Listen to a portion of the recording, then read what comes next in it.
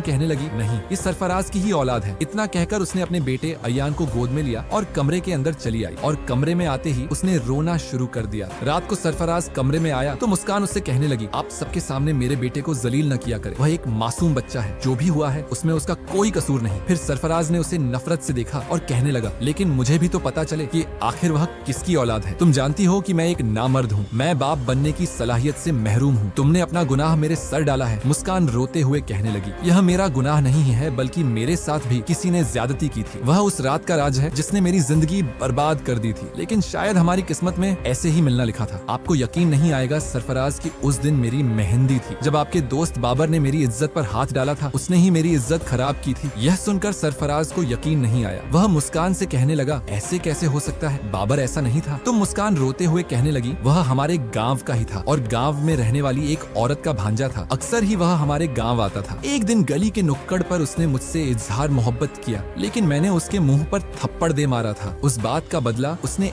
ऐसे लिया कि मेरी दोस्त जोया के साथ मिलकर उसने मेरी मेहंदी की रात को मुझे खेतों में बुलवाया और मेरी इज्जत खराब कर दी। फिर मैं कहीं मुंह दिखाने के काबिल नहीं रहती, लेकिन आपसे मेरी शादी हो गई। मैंने यह राज आपको आज तक नहीं बताया था, लेकिन मैं नहीं जानती थी कि वह आपका दोस्त होगा। अब वह इस दुनिया में नहीं रहा, इसलिए मैंने यह बात आपके सामने कभी नहीं की। यह उसी का गुनाह है और किसी का नहीं, और इसमें मेरा कोई कसूर नहीं था। सरफराज यह सुनकर शर्म से पानी पानी हो गया। वह मुस्कान को गुनहगार समझता था, लेकिन गुनहगार तो बाबर था जिसने मुस्कान की जिंदगी बर्बाद की थी। फिर सरफराज ने मुस्कान से माफी मांगी और अपने बेटे अयान को गले लगा लिया। अब मुस्कान की जिंदगी अच्छी हो गई थी, क्योंकि सरफराज ने उसे अपनी जिंदगी में कबूल कर लिया था। उसे सच्चाई का इल्म हो गया था। मेहंदी की रात मुस्कान की इज्जत पर हाथ डालने वाला अपने इबरतनाक अंजाम को पहुंच गया था।